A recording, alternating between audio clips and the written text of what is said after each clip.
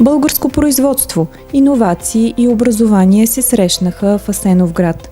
Студенти от Университета по хранителни технологии посетиха бомбонена фабрика Алпи, за да се запознаят отблизо с работата на едно от утвърдените предприятия в хранително-вкусовата индустрия. Още когато създадахме фирмата в края на 1995 година, правихме първите проби с специалисти от Университета по хранителни технологии. Те разработиха първата технология на такива меки бомбони. Хората бяха разочаровани от старите дъвчащи бомбони, защото бяха много твърди и благодарение на тях успяхме да създадем тази нова технология и от първите дни на производството винаги сме работили с пряка връзка с тях. Основана през 1995 година, фабрика Алпи развива десетки продукти за българския и международния пазар. Част от технологичните решения са създадени в сътрудничество с Университета по хранителни технологии в Пловдив. Като преподавател искам да благодаря на бомбонена фабрика Алпи за това дългогодишно партньорство, както и готовността винаги да посрещат студенти от университета тук във фабриката, се запознават с най-новите иновативни, модерни технологии за производство на карамелажни изделия, дъвчащи бомбони и други захарни изделия, което е изключително ценно за тях. И съм сигурна, че подобно партньорство между бизнеса и образованието е ключ за една професионална подготовка на специалистите, които един ден ще се реализират в хранително-вкусовата промишленост в България. Подобни срещи дават възможност на младите хора да проследят целия път на продукта, от идеята и разработката до реалното производство. В университета всичко се извършва в лабораторни условия, но реално е друго да видим самия процес работен, как се извършва в самата фабрика.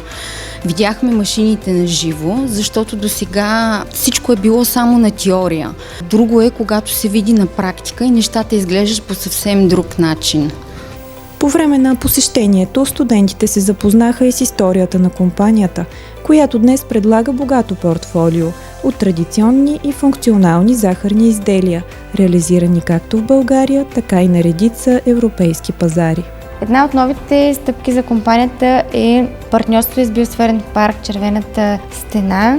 Вдъхновен от природата там, фирмата създава един от най-търсените продукти – бомбони с магарешко мляко. Те съдържат автентични билки от парка, като мащерка, лайка и истинския бестселър Орфеево цвете.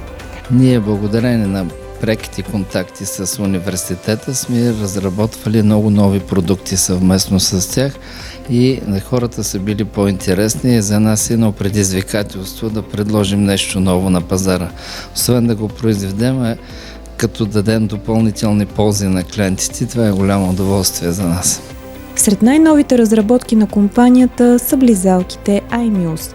Функционален продукт без добавена захар, съчетаващ японски постбиотик и витамини в подкрепа на имунната система. Постбиотика, това е едно ново поколение пробиотик. Това са неживи дендрилни клетки, които ние гарантираме на нашите клиенти, че в една близалка има 25 милиарда такива неживи клетки и това нещо гарантираме на 100%, което мисля, че е едно съществено предимство. А самия постбиотик е разработка на една японска фирма, един голям концерн, които са успели с дългогодишна работа да създадат този продукт, който е ново за световния пазар, ново и за България. А в влагането му облизалките беше едно ново предизвикателство за нас и този продукт е единствен на световния пазар и благодарение на това, че през устната кухина достига до тънките черва тези постбиотици, дава едно съществено предимство, защото е най-пряката ос между мозъка и червата. Продуктът вече намира място в аптечната мрежа и е част от стремежа на компанията да развива изделия, които съчетават добър вкус и добавена функционалност. И нашите продукти, освен традиционната търговия, най-често може да ги видите в аптечния канал. Във всички партньорски аптеки в Пловдив може да ги намерите. Около 90% от аптеките, най-вече в аптеки 36,6 може да намерите тези продукти, които днеска видяхте как се произвеждат. За студентите подобни посещения са възможност не само да се докоснат до реална производствена среда, но и да открият перспективи за бъдеща професионална реализация.